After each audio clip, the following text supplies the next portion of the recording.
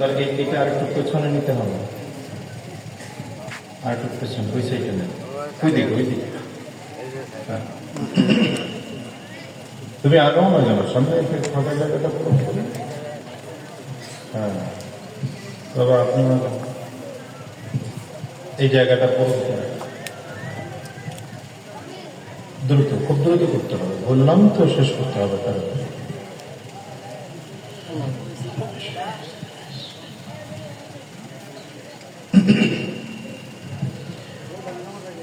الحمد لله،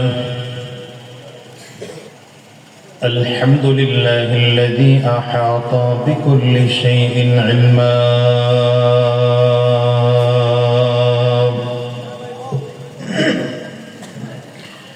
وقضى بما يريد حكمة وحكما،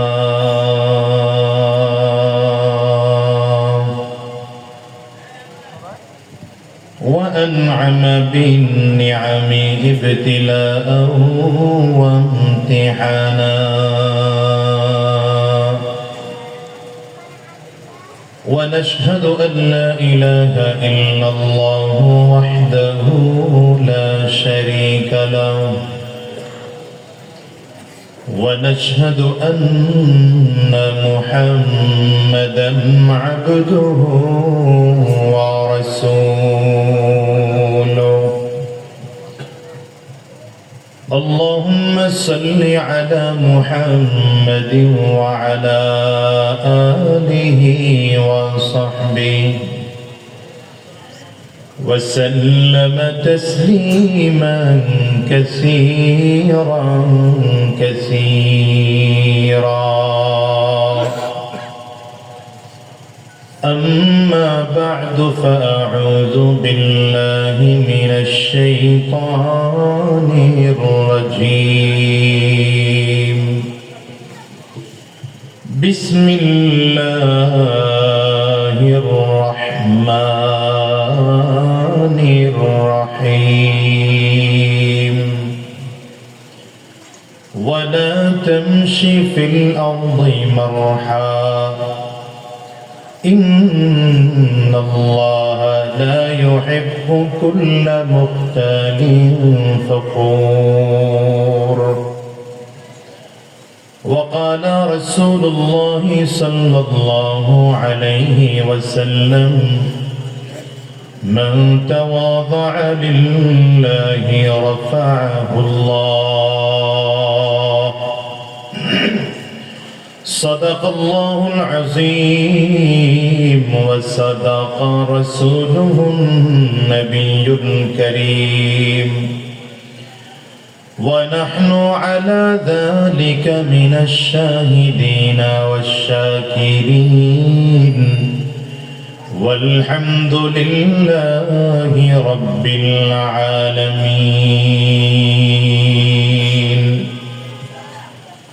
رب اشرح لي صدري ويسر لي أمري، واحلل عقدة من لساني يفقه قولي. رخسار سے برقع کا ذرا پردہ اٹھا دو، للہ مجھے حسن خدا داد دکھا دو. اے بحر کرم صدق حسین بن علی کا، پیاسا ہوں مجھے شربت دیدار پلا دو. میں دور ہوں مجبور ہوں اے سید عالم، دیدار دکھاتے نہیں آواز سنا دو.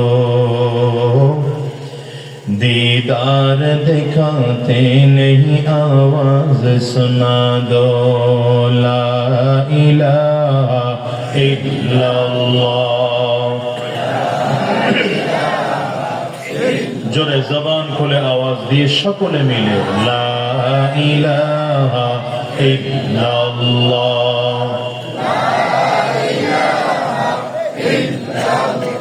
আরো জোরে লা ইলাহা ইল্লাল্লাহ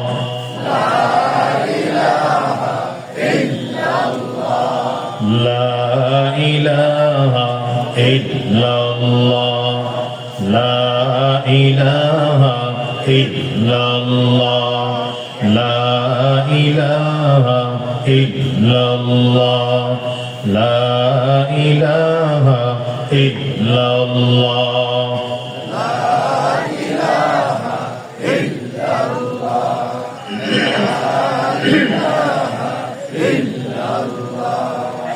لا إله إلا الله محمد رسول الله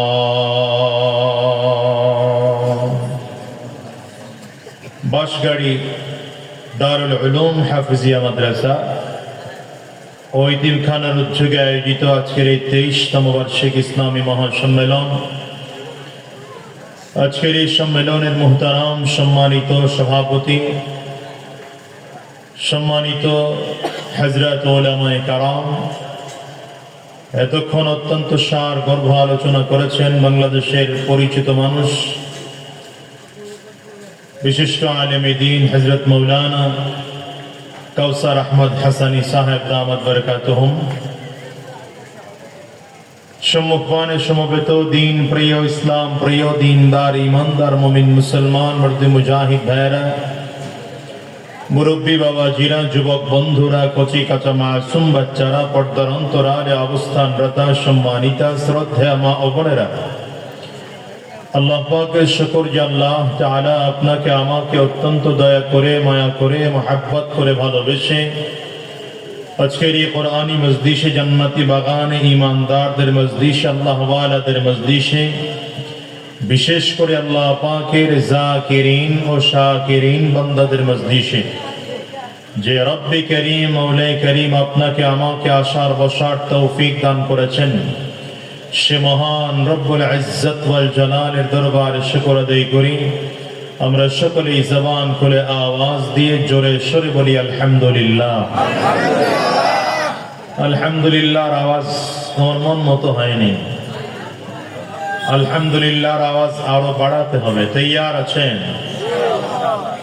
ভালো আওয়াজ হয় না। তৈয়ার আছেন? আল্লাহর সাথে কারো দুশ্মনী নেই তো? জোরে বলেন। আল্লাহ পাকের সাথে কারো শত্রুতা আছে? দুশ্মনী আছে? তো আস্তে আওয়াজ দিবেন কেন? আল্লাহ পাকের নাম যখন নেব, দিল উজাড় করে জবান খুলে আল্লাহ পাকের নাম নেব, কারণ তিনি এমন একজন রব যার কাছে না চাইতেই তিনি সব নেয়ামত দিয়ে ভরপুর করে রেখেছেন। আরো জোরে আওয়াজ করে চিল্লায় বলেন। যেই রব না চাইতে সব দিয়েছেন, আমার কি প্রয়োজন তা দিয়েছেন। বান্দার জন্য যত বেশি, যেই জিনিস যত বেশি প্রয়োজন, রব আমার জন্য সেই জিনিসকে তত সহজ করে দিয়েছেন। আপনি দেখেন, মানুষের জন্য যেই জিনিস যত বেশি প্রয়োজন, আল্লাহ তাআলা বান্দাকে সেটা তত সহজে পাওয়ার ব্যবস্থা করেছেন।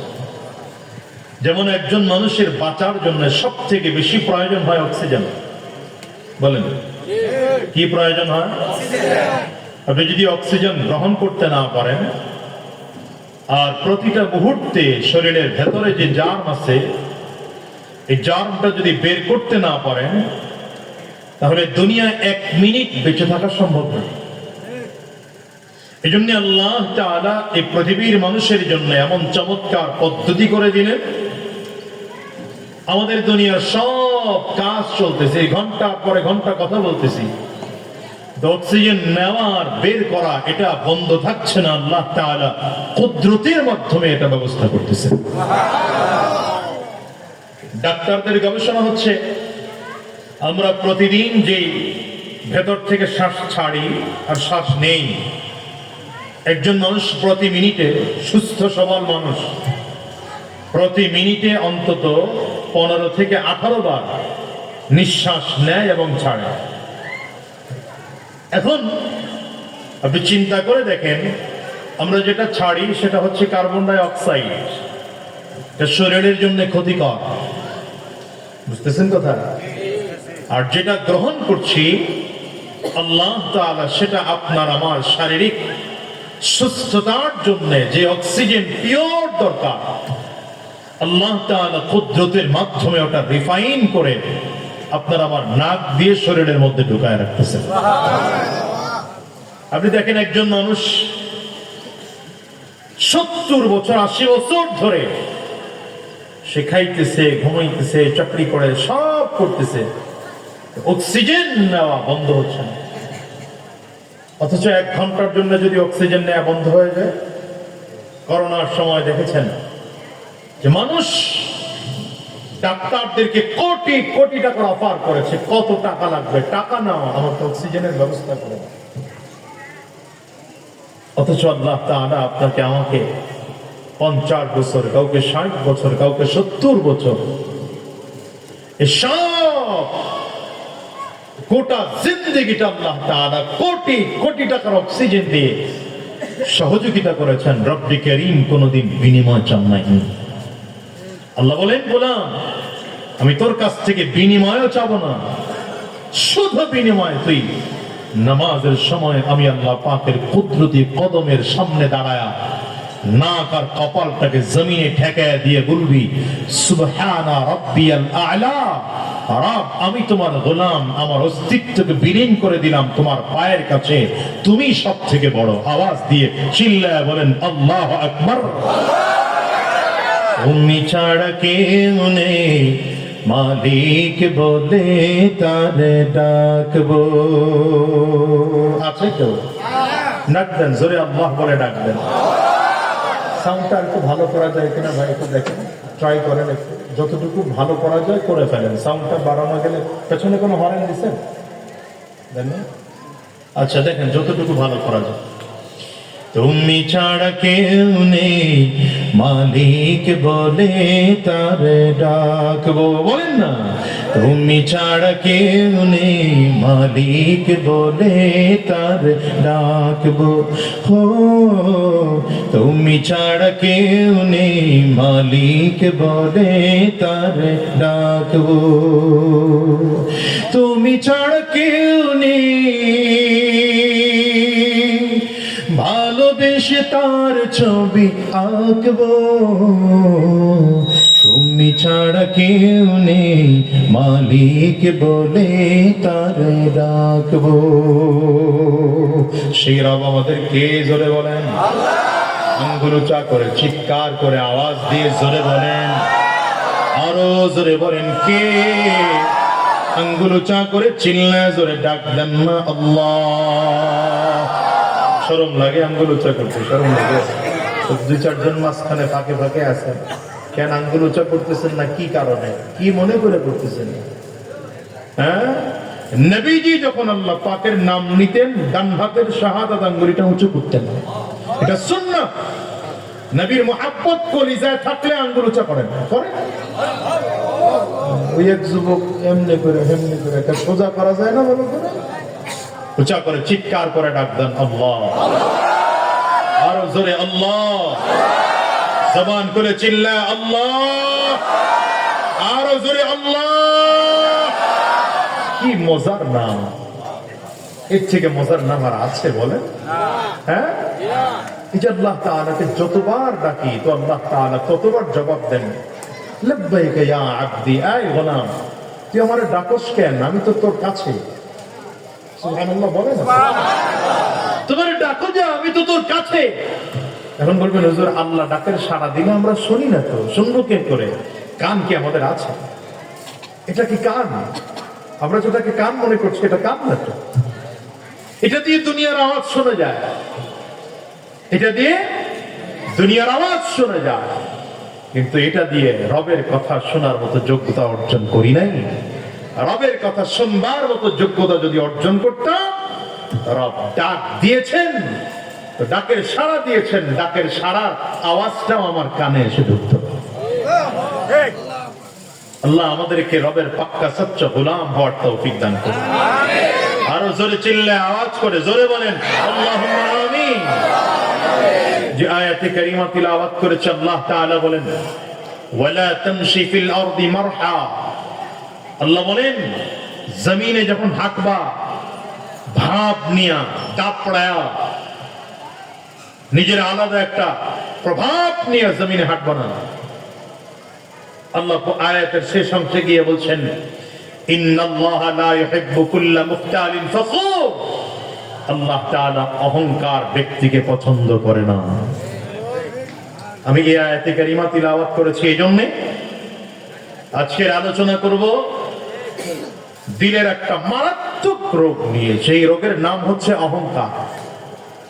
দিলের মারাত্মক একটা রোগের নাম কি? জোরে বলেন, আওয়াজ করে চিল্লায় বলেন। অহংকারটা কয়েক ধরনের হয়, এটা বুঝেন, খুব ভালো করে বুঝবেন। অহংকারের এক নম্বর হচ্ছে অহংকার এমন, এটা দিলের রোগ। অহংকার কিসের রোগ? যদি অহংকার ভেতরে থাকে, অহংকার আর বিনয় দুই জিনিস। অহংকার যার দিলে আছে তার দিলে বিনয় নাই, নম্রতা নাই, ভদ্রতা নাই। অহংকার আছে তো আল্লাহর রহমত নেই। আল্লাহর রহমত থাকে বিনয়ীর কাছে, আল্লাহর রহমত থাকে ভদ্রতার কাছে। ওই এক আল্লাহর বান্দা মাথা নিচু করে দিয়েছে, কি করো ভাই তুমি? মোবাইল টিপতেছ? তাহলে আমার দিকে তাকাও, এদিকে এদিকে আমার দিকে তাকান। এটা মজলিসের আদব। যে আছেন যেখানে মজলিসের আদব, আমার চেহারার দিকে তাকায় থাকবেন। খুব অল্প সময় কথা বলবেন। আপনাদের যেমন সময়ের খুব দাম আছে, আমাকে হুজুরগুর দাম কম এমন মনে করেন না। হুজুরগুর সময়ের অনেক দাম, অনেক দাম, অনেক দাম। এরপরেও এই দাম থেকে কিছু সময় পারে করে আপনাদের কাছে আসছি এজন্য যে যদি আমার আধা ঘন্টা 1 ঘন্টার কথা শুনে একজন মানুষ নামাজি হয়ে যায়, একজন মানুষের দিলের মধ্যে যদি দ্বীনের বোঝ চলে আসে, আমি এটাকে নিজের নাজাতের ওসিলা মনে করি। এই নিয়তে বসছি, এজন্য নিয়ত করে বসা। অন্তরের মারাত্মক একটা রোগের নাম হলো অহংকার। বলেন কি? অহংকারের কয়েকটা প্রকার আছে। কথা বলবেন না কেউ, সাইডে কেউ কথা বলবেন না ভাই। এই যে পেছনে কথা চলতেছে অনেক, টোটাল আওয়াজ বন্ধ থাকবে। মাইক আমার হাতে, এখন কথা আমি বলবো। আর আমার সাথে যাদের আওয়াজ দেওয়া দরকার আপনারা আওয়াজ দিবেন সময় মতো। পারবেন ইনশাআল্লাহ? আওয়াজ দেন সুবহানাল্লাহ, আওয়াজ দেন। এবার আওয়াজ দেন আলহামদুলিল্লাহ, আওয়াজ দেন আল্লাহু আকবার। আওয়াজ হয় নাই, আরো জোরে আল্লাহু আকবার। এভাবে মনোযোগ দিয়ে বলবেন ইনশাআল্লাহ। কোনো আওয়াজ হবে না, কোনো আওয়াজ হবে না, একদম টোটাল আওয়াজ বন্ধ করে দেন। দ্রুত দ্রুত বন্ধ করেন, ওখানে আওয়াজ হবে না। জি ব্যাস, আমার দিকে তাকায় থাকবেন। এটা মজলিসের আদব। যিনি কথা বলেন তার চেহারার দিকে তাকায় থাকে, এটা মজলিসের আদব। ঘাড়ও ঘুরাবেন না, মনে থাকবেন ইনশাআল্লাহ। হঠাৎ করে একটু পরে যেন আবার আগরবাতি ধরানোর নিশায় না জাগে, এটা হাঁটা শুরু না করেন, চুপচাপ করে বয়ে থাকবেন ইনশাআল্লাহ। অহংকারের 1 নম্বর প্রকার হচ্ছে যেই অহংকারের কারণে, যেই রোগের কারণে মানুষ দিন গ্রহণ করতে অপারগ হয়, দিন গ্রহণ করতে মনে চায় না, আল্লাহর বিধান মানতে মনে চায় না, ইসলামের বিধান মানতে মনে চায় না। হ্যাঁ, এবং এই কারণেই আবু তালেব কালিমা পড়ে মুসলমান হতে পারে নাই। আপনারা জানেন আবু তালেব ইন্তেকালের আগ মুহূর্তে নবীজি সাল্লাল্লাহু আলাইহি ওয়াসাল্লামের চাচা ছিল আবু তালেব, এবং প্রিয় আপন চাচা ছিল। নবীজির মা ইন্তেকাল করেছেন জন্মের 6 বছরের সময়, দাদা ইন্তেকাল করেছেন জন্মের আগেই। নবীজির বয়স যখন 8 বছর, তখন নবীজির দাদা জমিন থেকে বিদায় হয়। বাবা তো জন্মের আগেই নাই। দাদা বিদায় হলেন কত বছরে? 8 বছরে। মা বিদায় হলেন কত বছরে? নবীজির দাদা যেদিন জমিন থেকে বিদায় হয়ে যায়, এক এক চাচাদের পাশে পাশে গিয়ে নবীজি দাঁড়ান, আর কোন কোন চাচার হাত ধরেন, এই এই ছেলে সিট ডাউন, যেখানে ছিল ওখানে আসো, নড়বা না, আসো আসো এখানে আসো, ওখানে আসো। তুমি দেখো নাই যে ঈশা আলহামদুলিল্লাহ লোকজন বসছে, এটা তুমি খেয়াল করো নাই, তুমি এটা খেয়াল করো নাই, সাবধান, এই কাজ করবো না। আমি তোমার মতো যুবকদেরকে টার্গেট করে কথা বলছি, আমি মুরব্বীদের এখন ওয়াজ শোনাই, আমাদের ওয়াজ লাগে না, লাগে বাবা, কারণ মরণের ভয় এমনি ঢুকে গেছে, ওনারা এমনি হালাল রাস্তায় চলা শুরু করছে, এমনি নামাজ পড়া শুরু করছে দিনের পথে, এই যে মুরব্বীরা এমনি দিনের পথে চলে। তোমার মতো যুবকদের দরকার, একজন উঠবা না, সাবধান।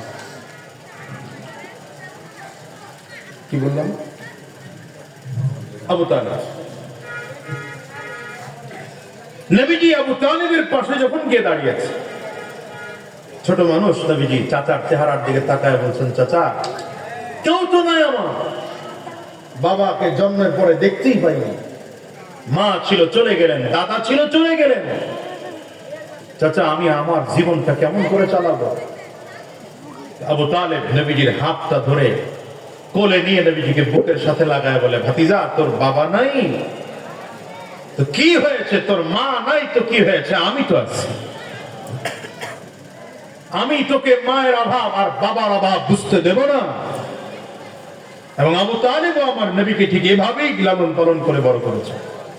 কেমন করে বড় করেছেন? একদিনকার কথা শোনাই, শুধু একদিনকার কথা। নবী আলাইহিস সালাতু ওয়াস সালাম কয়েকদিন ধরে লক্ষ্য করছেন, নবীজি ঘুমান এক রুমে, ঘুম থেকে উঠে দেখেন নবীজি আর এক রুমে ঘুমিয়ে আছে। বুঝেন না? আমাদের গ্রামের ঘরে বা এরকম ঘরে 2, 3, 4টা করে রুম থাকে না? তা আপনি ঘুমিয়েছেন মনে করেন এক রুমে, ঘুম থেকে উঠে দেখলেন আরেক রুমে। কথা বুঝতেছে না মনে হয়? উত্তর দিলেন। 2-3 দিন এমন হলে নবীজি একদিন চাচার দিকে তাকিয়ে বলে, চাচা ব্যাপার বুঝলাম না। কি? বলে ঘুমাই পূর্ব সাইডের রুমে, ঘুম থেকে উঠে দেখি পশ্চিম সাইডের রুমে ঘুমানো। মেহমান আসছে? আচ্ছা তাইলে নিয়ে আসে। ঘুমাই উত্তর সাইডের রুমে, একটু পিছনে নেন, একটু পিছনে নেন, ব্যাস। ঘুম থেকে উঠে দেখি দক্ষিণ সাইডের রুমে ঘুমানো। ব্যাপারটা বুঝি না, ঘুমাইতে এক বিছানায়, ঘুম থেকে উঠে দেখে আরেক বিছানায় ঘুমানো। আবু তালেব চোখের পানি ছেড়ে কান্না শুরু করেছে, ভাতিজা এটা তুমি বুঝবা না। বলে না চাচা আপনি বলেন আমাকে। বলে ভাতিজা তোমার দাদা জমিন থেকে বিদায় হওয়ার পর থেকে আমি তোমাকে আমার সন্তান মনে করে লালন পালন করি। তোমাকে নিয়ে আমি ব্যবসায়ী সফরে গিয়েছিলাম, তো তাওরীত কিতাবের এক আলেম বলেছিল মক্কার জমিনে নাকি তোমার অনেক দুশমন আছে, শত্রু আছে। সেই দিন থেকে আমি আবু তালেব এক মুহূর্তের জন্য তোমাকে চোখের আড়াল করি না। সুবহানাল্লাহ, বুঝেন নাই বলার জায়গা? এক মুহূর্তের জন্য তোমাকে চোখের আড়াল করি না, বরঞ্চ রাতের বেলায় তুমি যখন ঘুমাও, বিছানায় যখন ঘুমাইতে যাও, তখন আমি আর তোমার চাচি দুজন অপেক্ষা করি মক্কার গোটা মানুষগুলো কখন বাতি বন্ধ করে রাত অন্ধকার করে ঘুমিয়ে পড়বে, এ অপেক্ষা করি। যখন দেখি সবাই রাত অন্ধকার করে ঘুমিয়ে পড়েছে, রাতের অন্ধকারে তোমাকে কোলে করে উঠায়া আমার ছেলের বিছানায় ঘুম পাড়ায়া আমার ছেলেকে তোমার বিছানায় এনে ঘুম পাড়িয়ে দেই। কারণ হচ্ছে মক্কার কোন দুশমন যদি রাতের অন্ধকারে তোমাকে মারতে আসে, সে যেন মুহাম্মদ মনে করে আমার সন্তানকে জবাই করে বিদায় করে দেয়, তোমার যেন কোনো ক্ষতি না হয়। এত মুহাব্বত, এত মুহাব্বত নবীজি। এই ছেলে দুইটা বাচ্চা মানুষ, তোমরা মোবাইল ধরলা কেন বাবা? তোমাদের মোবাইল ধরার বয়স হয়েছে? এই যে একজন বাচ্চা, মোবাইল বাচ্চাদের হাতে দেন কেন আপনারা? এই ছেলে দুইটার গার্ডিয়ান আছে, না না ধমক দিয়ে না, ধমক দিয়ে না, ধমক দিলে ওরা তো বুঝবে না, ওদের ব্রেন দুর্বল, ছোট মানুষ। না না না, এই আপনি এই ছাড় দিয়েই তো নষ্ট করছেন, বলা যায় ছাড় দিয়েই তো নষ্ট করছেন। আপনি জানেন এই বাচ্চাদের চোখের স্ক্রিন কত কত সেন্সিটিভ? এই বাচ্চা মোবাইল ধরবে, ওর ব্রেন নষ্ট হবে, চোখ নষ্ট হবে, ওর হার্ট দুর্বল হবে। এই জন্য এখনকার বাচ্চারা দুর্বল, বাচ্চারা দুর্বল। ওই মুরব্বীদের দিকে তাকান না, আপনারা ছোটবেলায় যা খাইছেন এই পোলা বন্ধু চোখেও দেখে নেই, সারাদিন মোবাইল নিয়ে পড়ে থাকে, মোবাইল ধরবো না, ঠিক আছে? হ্যাঁ, তোমার গার্জিয়ান আসছে কেউ এখানে? কে আসছে? তোমার আব্বু কই? কই এ বাচ্চার আব্বু কই? হ্যাঁ, আপনি ধরবেন না, মোবাইল দিবেন না বাচ্চা, কখনো দিবেন না। ওকে আদর দিবেন, অন্য কিছু খেলনা কিনে দেন। ওর বয়স এখন দৌড়াবে বিভিন্ন জায়গায়, কি বলে আপনাদের এদিকে তো খাল নদী টদী নাই, খালের মধ্যে নামবে, সাঁতরাবে, দৌড়াবে, এটা হলো ওর কাজ। ওর কাজ মোবাইল নিয়ে পড়ে থাকে না। আল্লাহ, এটাও শিক্ষা, এটাও আজ এর মাঝখানে বইলা দিয়ে গেলাম। এতটা মহব্বত করেছেন আবু তালেব আমার নবীকে, সেই আবু তালেব যখন জমিন থেকে বিদায় হয়ে যায়, রাহমাতুল লিল আলামিনের ব্যথা, কলিজা ছিঁড়ে যাচ্ছে চাচার জন্য। কারণ এই চাচা জাহান্নামী হয়ে বিদায় হবে, বেঈমান হয়ে বিদায় হবে, এটা নবীজির কলিজায় মানে না। হ্যাঁ, এই জন্য রাহমাতুল লিল আলামিন রাতের অন্ধকারে চাচার সামনে গিয়ে বাড়িতে বাজাইছে। আপনারা জানেন নবী আলাইহিস সালাতু ওয়াস সালাম আবু তালেবের কাছে 1200 বার দাওয়াত নিয়ে গেছেন। বলেন কতবার? সুবহানাল্লাহ বলবেন না? আপনারা কি মনে করছেন আগামী কালকে সুবহানাল্লাহ বললে হবে? বলেন, জোরে আওয়াজ করে বলেন। নবীজির মতো দাঈ, যাকে আল্লাহ তাআলা সাইয়্যিদুল আম্বিয়া করে পাঠিয়েছেন, ইমামুল আম্বিয়া করে পাঠিয়েছেন, সেই নবী নিজের আপন চাচার কাছে 1200 বার দাওয়াত নিয়ে গেছেন, এরপরে দাওয়াত বন্ধ করেন নাই। এই জন্যই তো আমরাও হুজুররা, আপনারা আমগরে যত ভাষায় গালি দেন, কেউ রাজাকার কোন, কেউ উগ্রবাদ কোন, কেউ মৌলবাদ কোন, কত গালি, গালির তো শেষ নাই। তো আমরাই ঘুরে ঘুরে আপনাদের কাছে দাওয়াত নিয়ে আসি। কেন আসি জানেন? আপনারা যেন দিনদার হয়ে যান, আমরা একসাথে যেন জান্নাতের পথে চলতে পারি। টার্গেট আর কিচ্ছু না, কসম আল্লাহর করে বলি, আর কিছু টার্গেট না, টার্গেট এটা। রাসূলুল্লাহ সাল্লাল্লাহু আলাইহি ওয়াসাল্লাম চাচার ইন্তেকালের খবর শুনে চলে গেছেন। গিয়ে চাচার সামনে দাঁড়ায় বললেন, চাচা কালিমা পড়ে মুসলমান হয়ে যান। ইবলিস পাশে দাঁড়ায় ধোঁকা দিচ্ছে, এই আবু তালেব, গোটা জীবন নেতাগিরি করলি, জীবনের শেষ বয়সে এসে মুহাম্মদের নেতা মাইনা বিদায় হলো। এটা হয় না, এটা চলে না। ও কেমন আছে? আমি তো চিনি আপনারা, দেখা যায় ভালো আছে। হ্যাঁ, তো আবু তালেব না, কালিমা পড়া যাবে না। কেন বললো? শয়তানের ধোঁকায়। বলেন কেন বললো? নবীজি বলেন, না চাচা, কালিমাটুকু পড়েন, শুধু কালিমাটুকু পড়েন, জান্নাতে নেওয়ার জন্য যত ধরনের সুপারিশ করা দরকার আমি করব।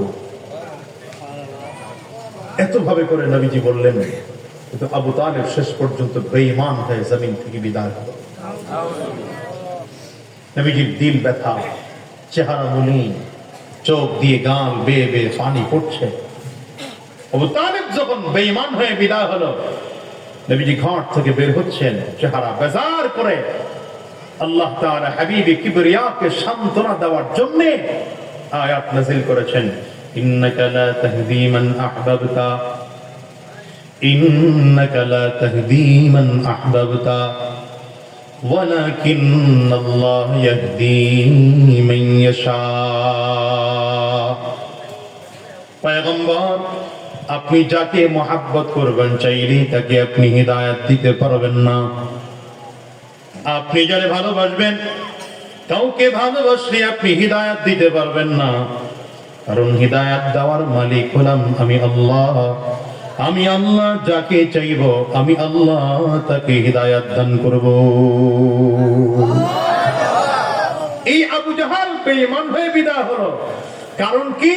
অহংকার। বলেন জোরে বলেন। অহংকারের প্রথম প্রকার হলো সেটা, যে অহংকারের কারণে দিন গ্রহণ করতে বাধা হয়, যে অহংকারের কারণে নামাজে বাধা হয়। দেখেন না, আমাদের দেশের কিছু বড় লোকদের নামাজ আছে, বড় লোকরা আজকে জুমার দিনও বলছি, আমি আমার জুমা হলো ঢাকা উত্তর এলাকা 9 নম্বর সেক্টরের কেন্দ্রীয় মসজিদ। এটা আমার এক এক ফ্লোরে প্রায় 1000 মুসল্লি হয়, 7টা ফ্লোর। আজকে বলেছি যে মসজিদে চেয়ারম্যানের অভাব নেই। বুঝেন নাই কথা? সব চলে। মসজিদে আসলে চেয়ার বসে নামাজ পড়তে হয়। সাহাবীদের যুগে চেয়ার ছিল না? ভাই বলেন না কেন ছিল না? ছিল না? ছিল তো, কাঠের চেয়ার ছিল। সাহাবীদের যুগে চেয়ার ছিল এবং সাহাবায়ে কেরাম উহুদের যুদ্ধে, বদরের যুদ্ধে, হুনাইনে, খন্দকে আহত হয়েছেন, হাত ভেঙেছে, পা ভেঙেছে, জখম হয়েছে। একজন সাহাবীকে দেখান তো চেয়ারে বসে নামাজ পড়েছেন? কি কথা বলেন না তো? আছে এমন কোন হাদিস কারো জানা আছে? একজন সাহাবী দেখাতে পারবেন যিনি চেয়ারে বসে নামাজ পড়েছেন? তা আপনি কোথা থেকে পাইলেন ভাই চেয়ারে নামাজ পড়ার এই মাসআলা? আপনাকে কে শিখালো এটা? এখন বলবেন হুজুর ডাক্তার বলছে। ডাক্তার তো কত কিছুই বলে। ডাক্তার অভিজ্ঞ দিনদার কিনা তাও তো দেখতে হবে। কয়েকদিন আগে আমার এক প্রোগ্রামে যাচ্ছিলাম, ওই যে স্টেজে উঠতে গিয়ে কোমরে ব্যথা হয়েছে, হঠাৎ করে চিন করে উঠি। ওঠার সময় খেয়াল করিনি, 1-1.5 ঘন্টা কথা বলে যখন নামতেছি, দাঁড়ানোর পরে দেখি আমি দাঁড়াতেই পারতেছি না। ডাক্তারের পরামর্শ করলাম, বলেন নামাজ পড়তে হবে চেয়ারে, আপনি ঝুঁকিপূর্ণ কিছু করবেন না। বললাম সব চলবে, চেয়ারে নামাজ পড়া ছাড়া কি আছে? তাই কম তাইলে আপনি আপনারটা বুঝেন। আলহামদুলিল্লাহ 2 থেকে 3 দিন ভালো হয়ে গেলাম, আল্লাহর শুকর। এই জন্য যারা চেয়ারে বসে নামাজ পড়ার অভ্যাস আছে তাদেরকে বলবো, আমি বলছি না যে আপনার নামাজ হবেই না, কিন্তু আপনি এতটুকু চিন্তা করেন, দাঁড়িয়েছি আমার রবের সামনে, আমার মালিকের সামনে, আমি গোলাম। আমি আমার গোলামের সামনে চেয়ারে বসে, তাও আবার হাতাওয়ালা চেয়ার, তাও আবার পেছন দিকে হেলান দেওয়া যায় এমন চেয়ার, এমন চেয়ারে বসে আমি আমার রবের দরবারে গোলাম হয়ে হাজিরা দেব, আর আমার রব কবুল করবেন। আপনার বিবেকের কাছে প্রশ্ন করেন, এটা আপনার কবুল হবে কিনা? আপনার গোলাম যদি আপনার সামনে এসে খুব চেয়ারে বসে ভাব নিয়ে কয়, মালিক কি বলবেন বলেন, আমি আপনার হুকুম মানতে রাজি। আপনার মেজাজ গরম হয়ে যাবে না? বেটা তুই আমার কর্মচারী, তুই আমার কোম্পানিতে চাকরি করিস, তুই আমার সামনে ভাব দেখাস, এক থাপ্পড় দিয়ে সরাই দেবো বেটা। হ্যাঁ হ্যাঁ, মাসআলা আছে। যদি এমন অসুস্থ হন যে অসুস্থতার কারণে দাঁড়াতেও সমস্যা, ফ্লোরে বসতেও সমস্যা, নামাজ দাঁড়াই পড়তে পারছেন না, বসে পড়বেন, বসে পড়তে পারছেন না, শুয়ে পড়বেন, কিন্তু সমস্যাটা এমন যে জমিনে বসলেও অসুবিধা, দাঁড়িয়ে পড়লে অসুবিধা, সেই ক্ষেত্রের মাসআলা হলো বসা যাবে, তবে হাতা ছাড়া বসতে হবে, পেছনের হেলান দেওয়া ছাড়া বসতে হবে। সেটা চেয়ার নয়, সেটা টুল হবে। চেয়ার বলে না, টুল নয়, টুল হবে। এবং সামনে যেন নাক আর কপালটা ঠেকায়া সাজদা দিতে পারেন এমন একটা শক্ত জায়গা আপনার থাকতে হবে। বুঝতেছেন কিনা কথা? বাকিটা আপনারা হুজুরদের কাছ থেকে বুঝে নিয়েন, আমি এনে ফতোয়া দেওয়ার জন্য আসি নাই, আলোচনার মধ্যে ঢুকলো তাই বললাম আর কি। আল্লাহ আমাদের হেফাজত করুন, আমিন বলেন। অহংকারের প্রথম প্রকার, যে অহংকারের কারণে ঈমান আনতে অসুবিধা হয়, যে অহংকারের কারণে দ্বীনের বিধান মানতে অসুবিধা হয়।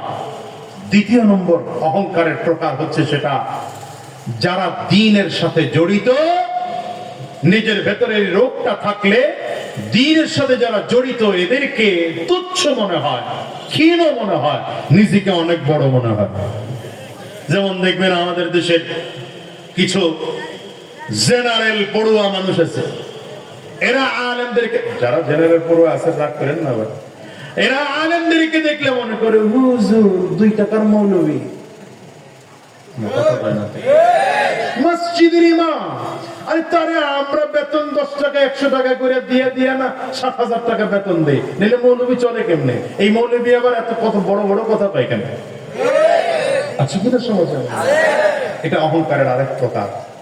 মনে রাখবেন, আপনি দুনিয়ার লাইনে যত বড় শিক্ষিত হন, যত বড় শক্তিশালী হন, যত বড় ক্ষমতাধর হন, যত বড় সম্পদবান হন, দিনদার একজন মানুষের সামনে আপনি কিচ্ছু না। কারণ রবের কাছে টাকাওয়ালার দাম বেশি না, ক্ষমতাওয়ালার দাম বেশি না, রবের কাছে কার দাম বেশি? দুনিয়া টিকিয়ে রেখেছেন তো আল্লাহ দিনদারের জন্য ভাই। দুনিয়া টিকিয়ে রাখছেন কাদের জন্য? দিনদারের জন্য। দেশে মেম্বার, চেয়ারম্যান, এমপি, মন্ত্রী আর প্রধান উপদেষ্টা এরা দেশ চালায় না। আপনারা মনে করতেছেন এরা দেশ চালায়? এরা হলো দেশের যেটা বোনাস আছে ওইটার এখানে সিস্টেম করে আর কি। কিন্তু দেশ চলে কিছু আল্লাহওয়ালা মানুষ আছে যারা রাতের অন্ধকারে চোখের পানি ফেলে আল্লাহর কুদরতে কদমে সাজদা করে আর কাঁদে। আল্লাহ বলেন ওদের জন্য জমিন টিকিয়ে রেখেছি, এরা থাকবে না তো জমিন রাখবো না। চিনলে গাইলা কাল লেগা বললা চিনলা না। এটা হচ্ছে অহংকারের দ্বিতীয় প্রকার। 3 নম্বর অহংকারের প্রকার হলো এটা, আপনাকে আল্লাহ তাআলা একটু শক্তিশালী করেছেন, ক্ষমতাবান করেছেন, তাই বলে আপনার নিচের যারা আছে এদেরকে তুচ্ছ মনে করছেন। সমাজে আছে কিনা? আছে। আপনাকে আল্লাহ 2 তলা একটা বাড়ি করার তৌফিক দিয়েছেন বা বিল্ডিং করার তৌফিক দিয়েছেন, পাশের লোক হলো সে টিন শেড ঘরে থাকে, তো আপনার উনি তার দিকে তাকান তো একটা তুচ্ছ নজরে। ডাক দেওয়ার সময় এই হান্নান না কথা 19 ডাকও দিলেন কেমনে? অথচ উচিত ছিল আব্দুল হান্নান ভাই একটু কথা আছে আপনার সাথে, একটু কথা শুনুন সময় করে। কথা বলেন।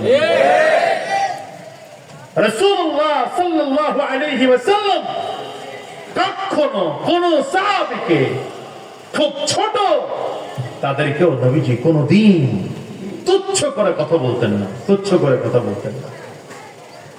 ছোট একটা বাচ্চা একটা পাখি নিয়ে খেলাধুলা করতো, নবীজি যাওয়া আসার পথে দেখতেন যে এই বাচ্চাটা খেলাধুলা করতো। একদিন দেখে বাচ্চা বসে রয়েছে একা একা, পাখি নেই। নবীজি চমৎকার করে ডাক দেয়, ইয়া আবা উমাইর মা ফাআলা নুগাইর। বাচ্চাটার নাম উমাইর না, কিন্তু তারপর ডাক দিছে এমন করে, ইয়া আবা উমাইর। উমাইর হলো আরবি ভাষায় মানে ছোট বাচ্চারে, বয়স কম আর কি, এ করে বোঝায়। কেউ পিছি আমি করে কয় কেউ পিছি তোমার ওই পাখিটা কই? সুন্দর করে নবীজি ডাক দিচ্ছেন। সুবহানাল্লাহ বলবেন, মজা করে ডাক।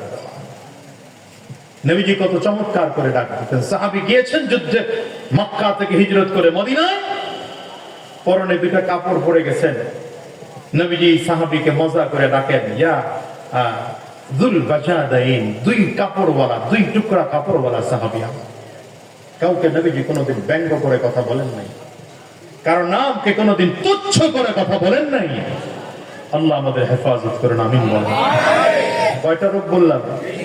1 নম্বর অহংকারের প্রথম রোগ, যে অহংকারের কারণে দিন গ্রহণ করতে অসুবিধা। অহংকারের দ্বিতীয় প্রকার, যে অহংকারের কারণে দিনদারদেরকে ছোট মনে হয়। 3 নম্বর, যে অহংকারের কারণে নিজের থেকে ছোট যারা তাদেরকে তুচ্ছ মনে হয়। সবগুলো রোগ আপনার মধ্যে অহংকার ঢুকবে তো আল্লাহ তাআলা বলেন, আল কিবরিয়া ও রিদাই। আল কিবরিয়া ও রিদাই, অহংকার হলো আমি আল্লাহ পাকের চাদর। কার চাদর? আল্লাহ। জোরে বলেন আল্লাহ। অহংকার আমি আল্লাহ পাকের চাদর। আল্লাহ বলেন চাদর নিয়ে টানাটানি করবা তো ধ্বংস করে দেব। আমি আমার আলোচনায় বলি, যখন শীতের দিন আসতেছে আমরা চাদর পরি কিনা? শীতের দিন আসলে আপনি মনে করেন একটা চাদর এমনি করে পেঁচাইলেন শরীরে, আপনি দেখতেছেন চাদরের পেছনটা এটা কি বলে যেন ছোট ইঁদুর গুলারে, ছোট বলই এলাকায় বলই বলে বা সুন্দর হ্যাঁ কি আমাদের বরিশালের ভাষায় ভাই ভাই ভাই হ্যাঁ আল্লাহর ওলি, এটা হইলো কোনো কথা হইলো? এটা ওই জায়গায় আলো যেখানে আসিল ওই জায়গায় তাড়াতাড়ি দ্রুত দ্রুত খুব দ্রুত ওখানে আসো। বুঝে নাই যে এখানে বসা যায়, উঠে যায় না, খুব জমে বসো মিয়া, বুঝে না। কি বললাম জানো? আমাদের বরিশালের ভাষায় এটাকে বলে বাচ্চা ইন্দুর, ছোট্ট বাচ্চা ইন্দুর কয়। আপনারা চিনছেন তো এটা? আপনি দেখলেন যে গ্রামের কোন একটা জায়গায় বসছেন তো এই বাচ্চা ইন্দুর এসে আপনার এই কর্নারটা ধরে কামড় দেয়, একটা আপনার কয়েকবার ওরে তাড়াইছেন, আবার দিছেন, আবার তাড়াইছেন, যায় না। ওরে মিজাজ খুব গরম হয়ে গেল, এমনি করে কিনা? 2-3 বার যখন তাড়াইছেন যায় না, তখন কি করলেন? জোরে ধাক্কা। আচ্ছা বলেন তো এবার কই গেল? ও কই গেছে? যদিও কামড় দিয়ে ধরে রাখে এটারে, একটা ঝাড়া দিলেন, তো কই গেল? ওর অস্তিত্ব আছে? আল্লাহ বলেন অহংকার নিয়ে টানাটানি করো, অহংকার তো আমি আল্লাহ পাকের চাদর, এটারে নিয়ে টানাটানি করবো, একটা ঝাড়ি দেব, কোথায় গিয়ে পড়বা খবরও থাকবে। এই জন্য নবী বলেন মান তাওয়াদা লিল্লাহ রাফাআহু আল্লাহ। তুমি যদি আল্লাহর জন্য নিজেকে বিনয়ী করতে পারো, আল্লাহ তোমার মর্যাদা বাড়ায় দেবে। मिटा दो अपनी हस्ती को, मिटा दो अपनी हस्ती को, अगर कुछ मर्तबा चाहो कि दाना खाक से मिलकर गुले गुलजार होता है। কবি বলেন যদি সম্মান চাও তাইলে আগে নিজের অস্তিত্বকে বিলীন করে দাও। দেখো না, বিচিটা নিজের অস্তিত্ব বিলীন করে দিয়ে বিশাল গাছ তৈরি করে, ছোট্ট বিচি। এই বিচিটাকে আপনি জমিনের মধ্যে রোপণ করলেন, বিচি যদি বলে আমি আমার অস্তিত্বকে বিলীন করব না, তাইলে কোনোদিন এই বিচি দিয়ে গাছ উঠবে না। বলেন না, এই বিচি দিয়ে কোনোদিন গাছ উঠবে না। আর যেই বিচিটা নিজেকে মাটির সাথে বিলীন করে দিয়েছে, সেখান থেকে একটু একটু করে অঙ্কুর বের হলো, একটা দুইটা করে গাছ উঠলো, বড় বড় হলো, ডানে বামে একটু একটু করে ডালপালা ছড়াতে শুরু করলো। 10টা বছর পরে দেখা যায় ছোট্ট বিচিটা দিয়ে যে গাছ তৈরি হয়েছে, এই গাছের নিচে মানুষ ছায়া নিতে পারে, শত শত মানুষের ফলের ব্যবস্থা ছোট্ট বিচি দিয়ে হয়ে যায়। এটা হচ্ছে বিনয়ের অবস্থা।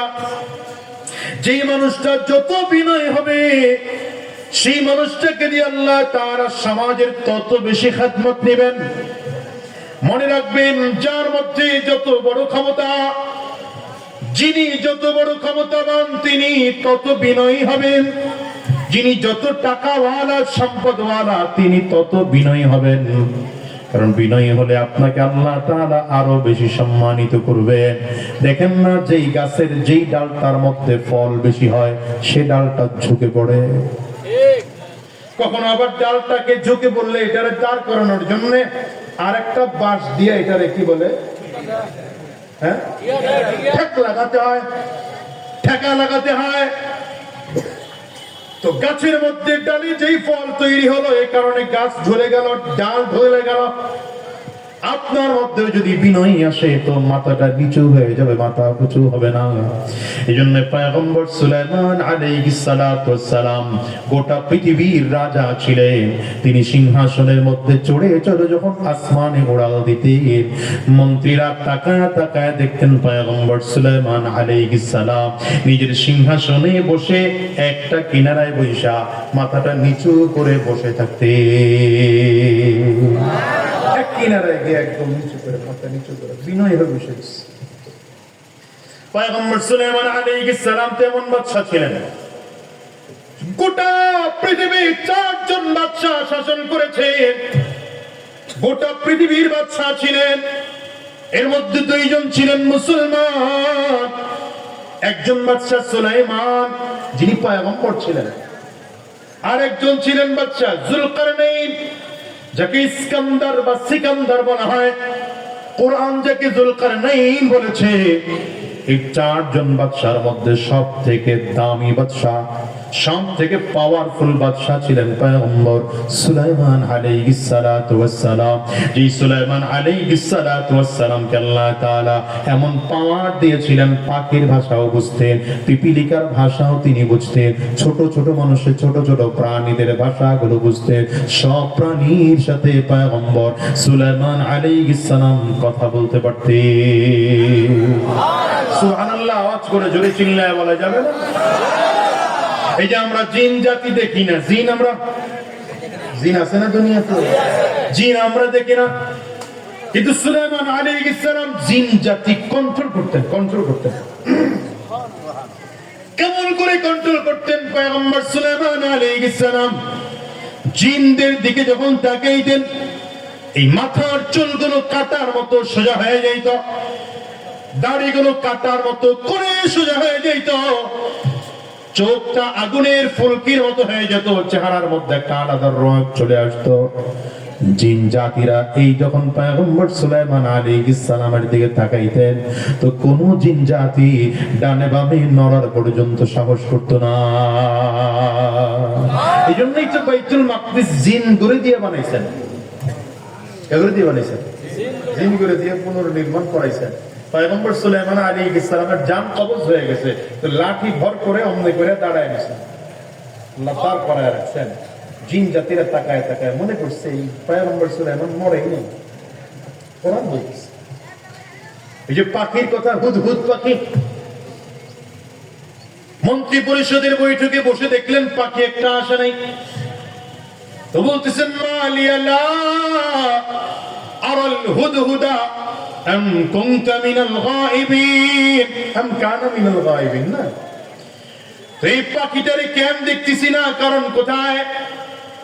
কত বিনয়ী মানুষ, নিজের দোষ নিজে আগে দেখতেছেন। মালিয়া লা আরাল হুদহুদা, ওলামায়ে কেরাম তারা আছেন, খেয়াল করেন, মালিয়া আমার কি হলো, আমার কি অপরাধের কারণে হুদহুদ আসে নাই? কথা বল লাগে, আমার কোন অপরাধের কারণে অমুক হুজুর আমার সাথে মুসাফা করলো না, এটা বোঝা দরকার। আর যদি আপনি কোন হ্যাঁ আমার লগে ভাব লাগে কিল লাগে মুসাফা করলো না, দুইটার মধ্যে পার্থক্য আছে না? নেতা এলাকায় ঢুকছে, জনগণ তারে সালাম দেয় না, তখন ভাব ঢুকছে সালাম দিল না কেন মরে, এটা হলো অহংকার। আর যদি সে মনে করে আমার বুঝি অপরাধ, এ কারণে মনে হয় সালাম দেয় নাই, নয়তো মুরব্বীদের সবসময় আমার সালাম দেয়, আমার অপরাধ কি, আমার অপরাধটা সংশোধন করতে হবে, এমন যদি নেতারাও চিন্তা করতো, দেশটা সুন্দর হয়ে যেত। পয়গম্বর সুলাইমান আলাইহিস সালাম পাখির ভাষাও বুঝতেন। কিসের ভাষা? যে রাস্তা দিয়ে একবার হেঁটে যায়, সালামি রহমাতুল্লাহ আলাইহি লিখছেন যে কিতাবে দুইটা পাখি বসে বসে, একটা ছেলে পাখি একটা মেয়ে পাখি, দুইটা গল্প করতেছে, মজার গল্প। পয়গম্বর সুলাইমান আলাইহিস সালাম দাঁড়ায় দাঁড়ায় আবার গল্প শুনতেছেন। কি গল্প করে? ছেলে পাখি মেয়ে পাখি রে কয়, দেখ তুই আমার সাথে প্রেম কর। আরে কয় ছেলে পাখি বুঝে না মনে হয় কথা, শ্রদ্ধা করে। ছেলে পাখিটা মেয়ে পাখিরে বলে আমার সাথে প্রেম কর, আমারে যদি বিয়ে করো তাহলে এই যে বাইতুল মাকদিসের যে গম্বুজটা আছে, গম্বুজের নিচে তোর একটা ঘর করে দেব, বাসা বানাই দেব। পয়গম্বর সুলাইমান আলাইহিস সালাম শুনে এসে বলেন কুল্লু নাকিহান কাযাব, বিয়ে করতে গেলে এই পোলাগুলা সব মিথ্যা কথা বলে। পোলাগুলা কি কয়?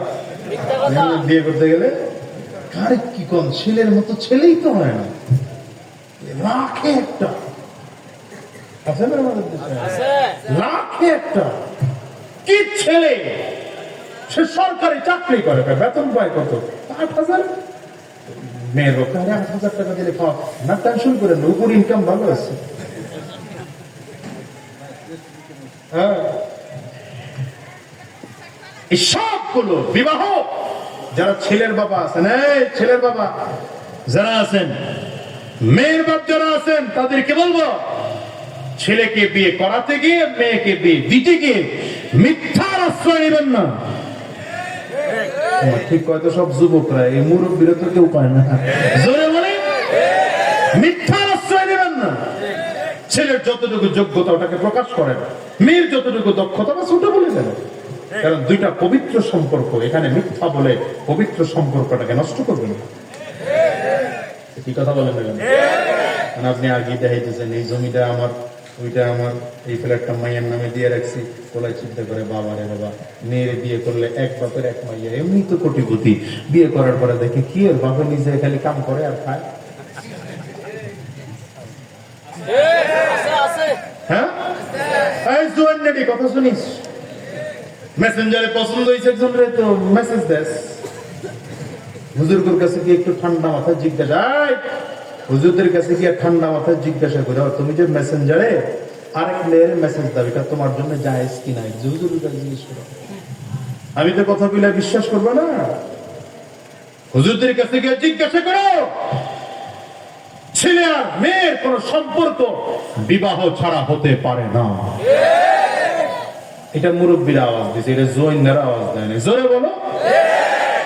ছেলে আর মেয়ের সম্পর্ক, কোন ছেলের সাথে কোন মেয়ের সাথে সম্পর্ক বিবাহ বন্ধন ছাড়া হারাম। কথা বলো না। এই আব্বাজানরা ধরেন, কই যায় কই যায়, আমার কাছে কয়ে যেতে না, কর না কি? হ্যাঁ, এটা আমার কয়ে যেতে হবে। হ্যাঁ, এটা শিখাই দিলাম। মসজিদ থেকে উঠলে বলে যেতে হবে। চোখে দিয়ে তাকিয়েছো কোনো মহিলার দিকে, বেগানা নারীর দিকে, চোখের যেন ব্রেন দিয়ে কল্পনা করেছো তাকে নিয়ে, ব্রেনের সিনা। হাত দিয়ে কোনো বেগানা নারীর হাত ধরেছো, তো হাতের সিনা। বুঝতেছো কথা? এই জোয়ান নেডি কথা কইছ, বুঝতেছো? মেসেঞ্জারে যে মেসেজ দিলা, বিয়ে করলে বহুত টাকা বসে আছে, বাপের বহুত কিছু আছে, 4টা ফ্ল্যাট আছে ঢাকা শহরে, এমনি করেছে কইলা পাঞ্চারামপুর বাজারে 2টা দোকান আছে, এমনি এমনি করে কইলা। বিয়ে করার পরে দেখে, আরে কি অবস্থা, এ তো দোকানে কাম করে। মিথ্যা কথা বলে বিবাহ শাদীর বন্ধন করবেন না। বুঝতেছেন? পবিত্র বন্ধন। কারণ একটা ছোট্ট কথার কারণে একটা ছেলে একটা মেয়ে এত আপন হয়ে গেল। পৃথিবীর কোন সম্পর্ক একজন মানুষকে এত কাছে নিতে পারে না।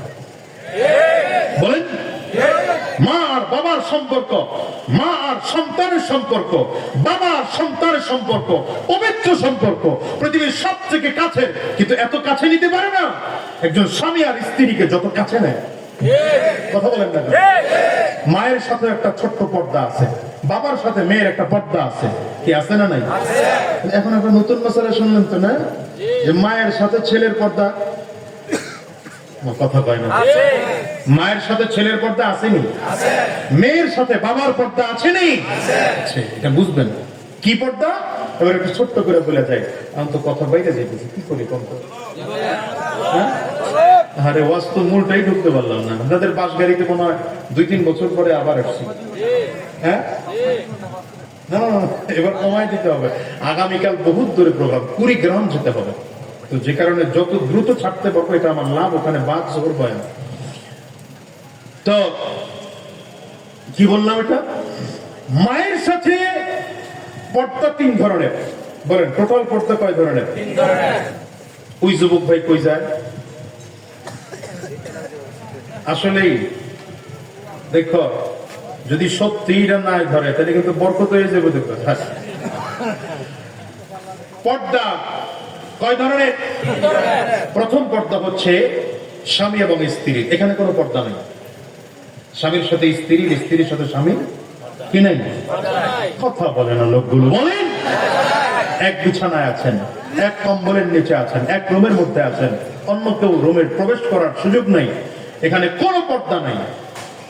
স্বামীর সাথে স্ত্রীর কোনো পর্দা নাই, স্ত্রীর সাথে স্বামীর কোনো পর্দা নাই। দ্বিতীয় হচ্ছে যাদের সাথে দেখা দেওয়া জায়েজ, বিয়ে করা হারাম। এমন আছেনি? একজন পুরুষ 14 জন নারীর সাথে দেখা দিতে পারে, বিয়ে করা হারাম। এই যাদের সাথে দেখা দেওয়া জায়েজ, বিয়ে করা হারাম, এদের সামনে এই কি বলে, নাভির উপর থেকে শুরু করে হাঁটুর নিচ পর্যন্ত একজন পুরুষ ঢেকে রাখা এটা দাইমি ফরজ। কথা বলেন। আর একজন মহিলা যাদের সাথে দেখা দেওয়া জায়েজ, বিয়ে করা হারাম, এদের সামনে আসতে হলে পুরো শরীর ঢাকবে, খোলা রাখতে পারবে হাতের কবজি, পায়ের টাকনুর নিচে চেহারা এতটুকু খোলা রেখে আসতে পারবে। কাদের সামনে? যাদের সাথে দেখা দেওয়া জায়েজ, বিয়ে করা। 3 নম্বর, যাদের সাথে দেখা দেওয়া জায়েজ নাই, বিয়ে করা হারাম, তাদের সামনে একজন পুরুষ যখন আসবে তখন তাকে শুধু নাভির উপর থেকে হাঁটুর নিচ পর্যন্ত ঢাকলে হবে না, পুরো বডিটা তাকে ঢেকে শালীন পোশাক পরে আসতে হবে। কথা বুঝে আসছে? যাদের সাথে দেখা দেওয়া জায়েজ নাই, বিয়ে করা জায়েজ, এদের সামনে যখন কোন নারী আসবে তখনও পুরো বডিটা ঢেকে আসতে হবে, চেহারাটাও ফরজের অন্তর্ভুক্ত। তবে হাত কোন কোন আলেম বলেন খোলার অনুমতি আছে, কিন্তু মূল মাসআলা হলো হাতটাও ঢেকে আসতে হবে। বুঝাইতে পারলাম কি? তাহলে মায়ের সাথে ছেলের একটা পর্দা আছে না নাই?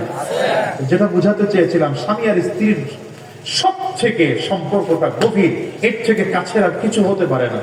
কিন্তু একটা ছোট্ট কথার কারণে আপনি একজন অপরিচিত মেয়ে, সে অপরিচিত পরিবেশে বড় হয়েছে, অপরিচিত পরিবেশে লেখাপড়া করেছে, তার সাথে আপনার একটা ছোট্ট কথার কারণে এত আপন হয়ে গেল।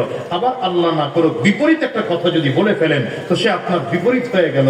তাহলে বোঝা যায় এই পবিত্র সম্পর্কটা টিকে থাকবে পবিত্র কথার মাধ্যমে, পবিত্র আচরণের মাধ্যমে। এই জন্য স্বামী আর স্ত্রী কোনোদিন একজন আরেকজনকে ঘৃণা করে কথা বলবেন না, তুচ্ছ করে কথা বলবেন না, ছোট করে কথা বলবেন না। কোন স্বামী তার বিবিকে অবজ্ঞা করে কথা বলবেন না।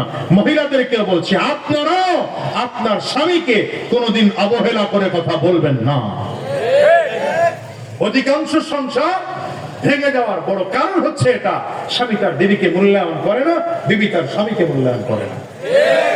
জোরে বলেন ঠিক না বেঠিক? আওয়াজ করে বলেন। সারাদিন কাজ বাজ করে ঘরে ঢুকছেন, বাজার নিতে বলছিল স্ত্রী, আপনি বাজার নিতে ভুলে গেছেন, তো ঘরে ঢোকার সাথে সাথে মহিলার ক্যাটকাট আরম্ভ হয়ে গেছে। জীবনে পার ওটা কি তুমি বলে কিনা? বাজার করে খাওয়াইতে পারবে না তো বিয়ে করছি না কেন? এই যে মেজাজ গরম করে কথা বললেন, স্বামীর সারাদিনের বহুত টেনশন, মাথা গরম হয়ে গেছে না? আর যদি বাসায় ঢোকার পরে বাজার নিতে পারে না, আপনি বলতেন যাক আজকে দিনটা চালায় নেবো না, তবে তুমি কিন্তু আগামীকাল বাজারে ডিস্টার্ব করো না, নিয়ে এসো। কথা বলেন না কেন? আবার বিপরীত দিকে পুরুষ, ঘরে একদিন একটু লবণ বেশি হয়ে গেছে, মরিচ একটু বেশি হয়েই গেছে, আপনি যদি মরিচ হইল কেন, লাঠি একটা নিয়ে তো লাঠি নেই, বাপের লাঠি আছে, লাঠি লইয়া এই যে বাড়ি শুরু, মেম্বার চেয়ারম্যান শুদ্ধ, এলাকার চৌকিদার মাতব্বর শুদ্ধ, থামায়া পারে না। তার চেয়ে এটা না করে যদি বলতেন তোমার হাতের রান্না আসলেই খুব মজার, তবে দেখো একটু বেশি লবণ টবণ দিও না, মরিচ একটু কম দিও, তাইলে আমি ভালো থাকতে পারি। কথা বলেন না কেন? ঠিক না ঠিক বলেন? হযরত সুলাইমান আলাইহিস সালাম এই পাখির ভাষা বুঝতেন। সিংহাসনটা কত বড় ছিল, একটা ছোট্ট উদাহরণ দিতে বুঝবেন। দেখ ডান সাইডে, শুধু একটা সাইডে, ডান সাইডে ছিল ৭০,০০০ চেয়ার। সুবহানাল্লাহ। যারা বলেন নাই চিন্তা করছেন কি আগামী বছর মাহফিল হলে বলেন না, জোরে আওয়াজ করে বলেন না। ডান সাইডে, এক সাইডে ৭০,০০০ চেয়ার, বাম সাইডে আরো ৭০,০০০ চেয়ার, পেছনে আরো ৭০,০০০ চেয়ার, সামনে আরো ৭০,০০০ চেয়ার। ডান সাইডে যে ৭০,০০০ চেয়ার ছিল, এখানে মানুষদের প্রতিনিধিরা বসত। বাম সাইডের ৭০,০০০ চেয়ারে জিনদের প্রতিনিধিরা বসত। পেছন দিকের ৭০,০০০ চেয়ারে বিভিন্ন পশু প্রাণীদের প্রতিনিধিরা বসত। সামনে যে ৭০,০০০ চেয়ার, এখানে পাবলিক সাধারণ মানুষ দর্শক হয়ে এসে সংসদ অধিবেশন উপলব্ধি করতে পারত। জোরে কয় না সুবহানাল্লাহ? জোরে বলেন। আপনারা কি মনে করছেন এই সব চেয়ার গুলা আরএফএল কোম্পানির ৫৫০ টাকার চেয়ার, প্লাস্টিকের? হ্যাঁ, এগুলো সব সিংহাসন, মন্ত্রীদের চেয়ার। কথা হয় না? আপনি চিন্তা করতে পারেন এই বিশাল এরিয়াটা ওয়ালা এই সিংহাসনটার ওজন কত হতে পারে? এই ওজনওয়ালা সিংহাসনটা আসমানে ফুয়েল ছাড়া, বিমান ছাড়া, ইঞ্জিন ছাড়া, পাইলট ছাড়া, কিচ্ছু ছাড়া বাতাসের মাধ্যমে আল্লাহ তাআলা কুদরতের মাধ্যমে আকাশে উড়িয়েছেন। চাবি লাগতো না, চাবি লাগতো না। বিশাল সিংহাসন, চাবি ছিল বিসমিল্লাহির রহমানির রহিম। পড়েন না? এটা পড়লে তো অন্তত ১৯০ নেকি হয়। পড়েন না? বিসমিল্লাহির রহমানির রহিম। বিসমিল্লাহির রহমানির রহিম বলেছে তো ইঞ্জিন অটো স্টার্ট হয়ে গেছে। সুবহানাল্লাহ বলেন না তো? আমার হাতের বানানো ইঞ্জিন না রবের কুদরতি ইঞ্জিন?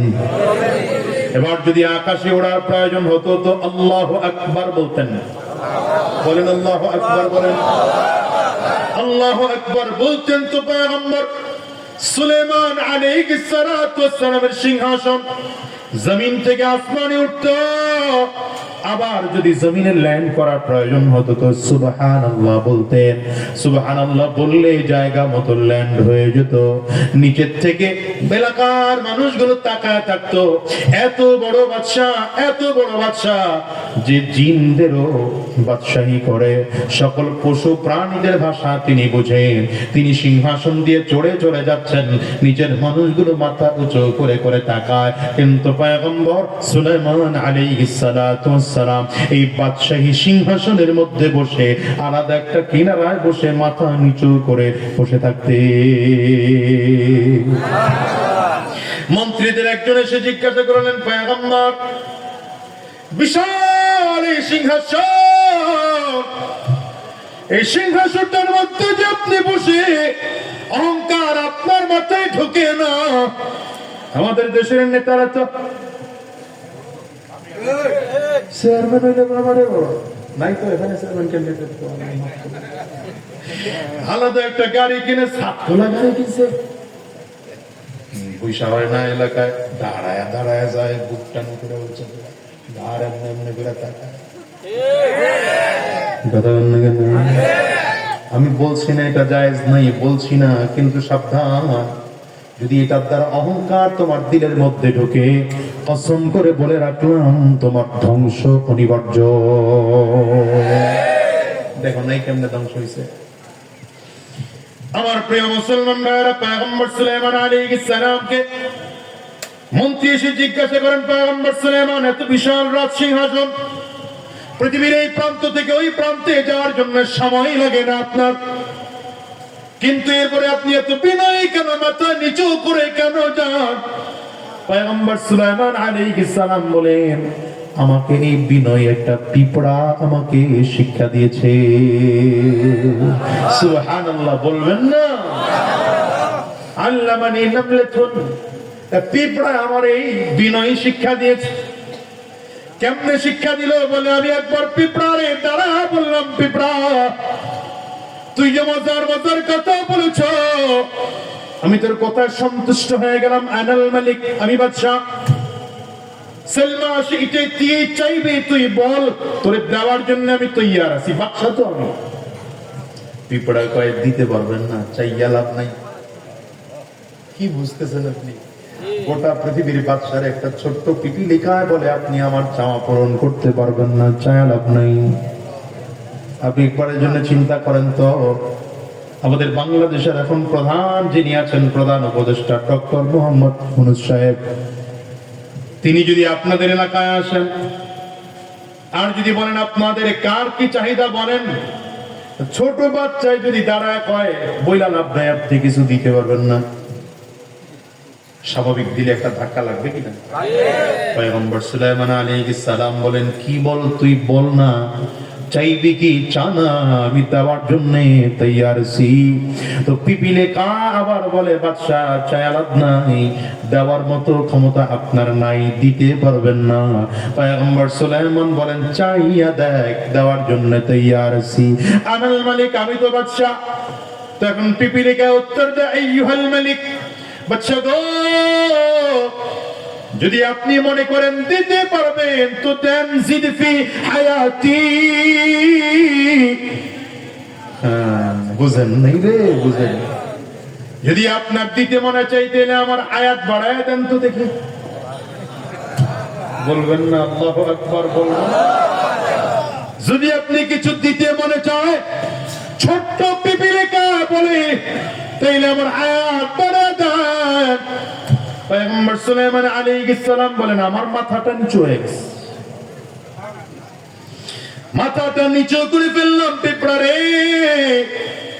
আল্লাহ তাআলা আমার সব ক্ষমতা দিয়েছে, কিন্তু কোন ব্যক্তি, কোন প্রাণীর হায়াত বাড়ানোর ক্ষমতা আল্লাহ তাআলা আমাকে দেন নাই। আল্লাহ আমারে দেন নাই। পিপিলিকা, তুই এটা বাদ দিয়ে অন্য কি চাইবে? আমার কাছে চা দেওয়ার জন্য তৈয়ার আছি। পিপিলিকায় বলে, পয়গম্বর একটাই দিতে পারলেন না, আবার চাইতে বললেন, চাইলে দিতে পারবেন তো? বলে, চা না। পিপিলিকায় বলে, আইয়ুহাল মালিক, জিদ ফি রিজকি, হায়াত বাড়াইতে পারলেন না, তাইলে আমার রিজিক বাড়ায় দেন। তাকায় রয়েছেন কেন করে? তাকায় রয়েছেন। হায়াত কন্ট্রোল করেন কে? বলেন রিজিক কন্ট্রোল করেন কে? আঙ্গুল উঁচা করে চিল্লায়া জোরে বলেন কে? হায়াতের মালিক কে? রিজিকের মালিক কে? আর জোরে আওয়াজ দিয়ে বলেন হায়াতের মালিক কে? রিজিকের মালিক কে? পিপিলিকায় ডেকে বলে বাচ্চা, পারবেন না, আপনি পারবেন না, যদি পারেন তাইলে আমারে রিজিক বাড়ায় দেন। পয়গম্বর সুলাইমান আলাইহিস সালাতু ওয়াস সালাম বলেন, আমি দ্বিতীয়বারের জন্য সাজদায় পড়ে গেলাম। একবার তো ওই নদীর মাছ আমাকে সাজদায় ফেলে দিয়েছিল। কোন মাছ? পয়গম্বর সুলাইমান আলাইহিস সালাম যেদিন রবের সামনে দাঁড়িয়ে বলেছিলেন, আয় আল্লাহ, গোটা পৃথিবীর মানুষদেরকে আমি এক বেলা খানা খাওয়াতে চাই, গোটা প্রাণীদেরকে আমি এক বেলা খানা খাওয়াতে চাই। আল্লাহ বলেন পারবা না। পয়গম্বর সুলাইমান আলাইহিস সালাম বলেন, আল্লাহ আপনি অনুমতি দিলে পারবো। আল্লাহ বলেন পারবা না। পয়গম্বর সুলাইমান বলেন অনুমতি দিলে পারবো। বারবার করে বললেন, আল্লাহ কয় ঠিক আছে, দেখো পারো কিনা। এবার 25,000 বাবুর্চি লইয়া 6 মাস ধরে খানা পাকাইছেন। আপনারা তো খালি তাকায় শুনলেন, কিন্তু বুঝলেন নি কিছু। কত হাজার বাবুর্চি? 25,000 বাবুর্চি দিয়া 6 মাস খানা পাকাইয়া আপনাদের চরের মধ্যে নিয়ে জমা করছে। কি পরিমাণ খানা হতে পারে? এই বিশাল খানার ঢের হয়ে গেল। খানার টাইম হওয়ার একটু আগে মাছ একটা উঠে এসছে সাগরের ভেতর থেকে। পয়গম্বরের সামনে দাঁড়ায় বললেন, পয়গম্বর সুলাইমান আলাইহিস সালাম খানার ব্যবস্থা করেন। বলে অমুক জায়গায় খানা ঢের করে রাখা আছে, গিয়ে খেয়ে আসো। অল্পক্ষণের মধ্যে মাছ পুরো খানা কমপ্লিট করে জমিন খালি করে দিয়ে আবার দাঁড়িয়েছেন। পয়গম্বর সুলাইমান খানার ব্যবস্থা করেন। সুলাইমান আলাইহিস সালাম বলেন, তোরে না বলছিলাম অমুক জায়গায় খানা আছে? বলে গিয়ে দেখছি খানা নাই, খানা শেষ হয়ে গেছে। সুলাইমান আলাইহিস সালাম বলেন, বলে কি? চলে গেলেন ওখানে, গিয়ে দেখলেন খানা খালি। বলবেন না, জোরে বলবেন না। এত লম্বা সময় নিয়ে 6 মাস ধরে 25,000 বাবুর্চির দিয়ে খানা পাকাইলাম, খানা শেষ হয়ে গেল। মাছরে ডেকে বললেন, যে বললাম মাছের ভাষা তিনি বুঝতেন। মাছরে ডেকে বলল, কি করলি? বলে খেয়ে ফেলেছি। কেমনে খাইলি? বলে পয়গম্বর সুলাইমান আশ্চর্য হইয়েন না, এখনো খাইলাম যা, তাতে আমার পেট ভরে নাই। আল্লাহ তাআলা প্রতিদিন আমাকে সাগরের মধ্যে 3 বেলা খানা খাওয়ায়, এক এক বেলায় 3 লোকমা করে খানা খাওয়ায়। এখানে আপনার যত খানা ছিল, এটা আমার 1 লোকমা খানা হয়েছে, এখনো 2 লোকমা খানা বাকি আছে। আপনার জন্য আজকে আল্লাহ তাআলা আমার রিজিক বন্ধ করে দিয়েছেন, আপনি নাকি আমার খানার ব্যবস্থা করবেন। আপনার জন্য বাকি 2 লোকমার খানা না খাইয়া আমার এই পর্যন্ত সময় পার করতে হবে। পয়গম্বর সুলাইমান আলাইহিস সালাম আর দেরি করে না, চোখের পানি ফেলে নিজের নাক আর কপাল থেকে জমিনে ঠেকাইয়া দিয়া ডেকে বলেন, আল্লাহ, রিজিকের মালিক আমি না, রিজিকের মালিক আমি না, রিজিকের মালিক হইলা তুমি। আমি মনে করেছিলাম গোটা মাখলুকদেরকে খানা খাওয়াতে পারবো, কিন্তু একটা মাছের খানা আমি তৈয়ার করতে পারি নাই। ঠিক তেমন আজকে পিপিলিকার সামনে দাঁড়ায় যখন বলল, রিজিক বাড়ায় দিতে পারলে বাড়ান, হায়াত বাড়ায় দিতে পারলে বাড়ান। পয়গম্বর সুলাইমান আলাইহিস সালাম কয়, আল্লাহ, আমি বাদশা না, আসল বাদশা হইলা তুমি। আওয়াজ করে বলো, অরিজিনাল বাদশা কে?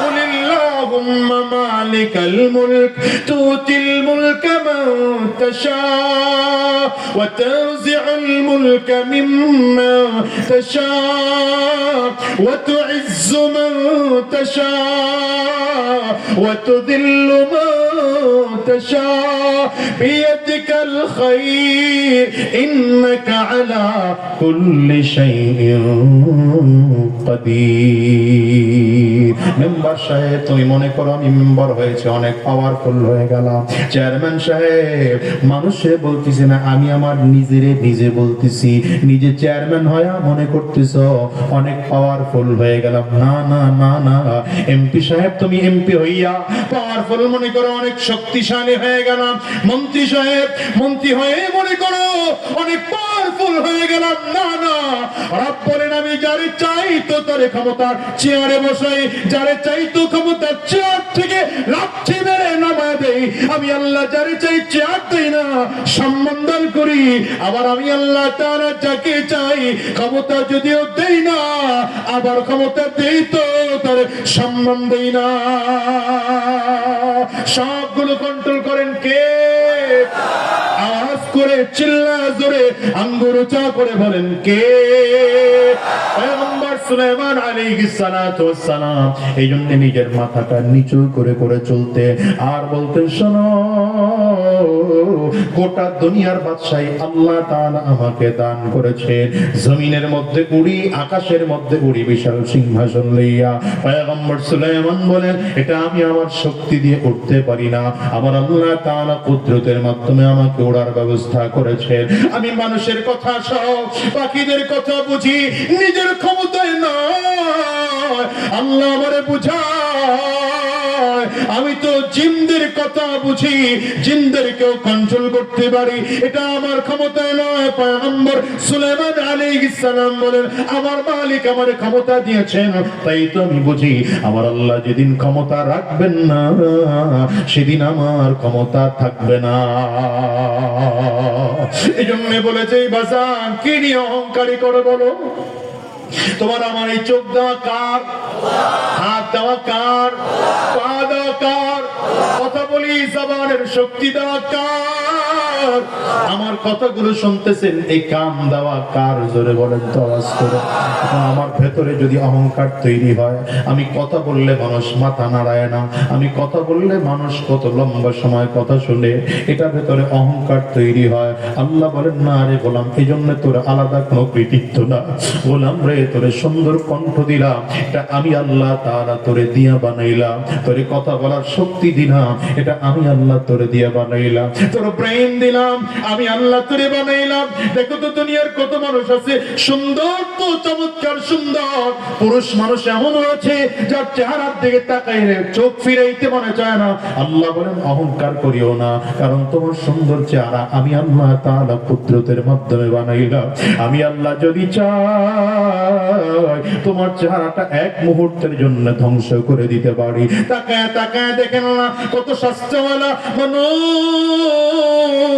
আল্লাহ তাআলা প্যারালাইজ করে জমিনের মধ্যে ফেলা রাখছে এমন রোগ দিয়েছে পুরো বডিটা শুকিয়ে কাঠ হয়ে গেল আপনারা কি দেখেন না কত মানুষ ক্ষমতার এত দাপট আল্লাহ তাআলা তারে পছন্দ করেন নাই তো জমিন থেকে বিদায় হয়ে গেছে আছে না নাই জোরে চিল্লায়ে বলেন গোলাম রে বলো তো তোমার আমার কিসের এত অহংকার তুমি আর আমি তো আমি মনে করি মাঝে মাঝে একটা পায়খানার কোম্পানি তুমি আর আমি তোমার আমার বডিটাকে আল্লাহ তাআলা এমন করে বানিয়েছেন কত সুস্বাদু খানা আল্লাহ আমারে আপনারে খাওয়ায় দেখেন তো কত দামি আপেল আল্লাহ তাআলা আপনাকে আমাকে খাওয়ায় কত চমৎকার করে গোশত প্রসেসিং করে খাওয়ায় আল্লাহ বলেন গোলাম আমি তোর জন্য কত জায়গায় জায়গায় পানি আর নদী দিয়ে রাখলাম যত জায়গায় নদী দিলাম পানি দিলাম সেখানে মাছ আছে গোলাম রে মাজার মাজার মাছ বানাইলাম তোর জন্য বানাইলাম বান্দা কত জায়গায় গাছে গাছে ফল দিলাম এটা তোর জন্য বানাইলাম বান্দা গরুতে দুধ দেয় বাচ্চাটার ঠিক মতো দুধ দেস না মায়ের কাছ থেকে বাচ্চারে রাত্রি বেলায় আলাদা করে বেঁধে রাখছো এই বাচ্চাটা মায়ের কাছে ঘুমাইতে পারে না একটা মানুষের বাচ্চা পারবে না কি বলেন না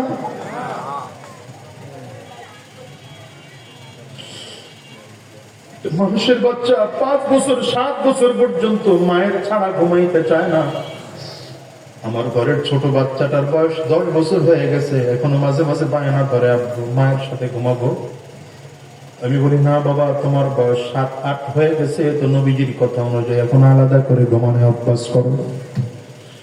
দাঁড়ায় দাঁড়ায় চিন্তা করি, মালিক এই বাচ্চার বয়স 7-8-10 বছর হয়ে গেল, এখনো নিজের মায়ের সাথে ঘুমাইতে চায়।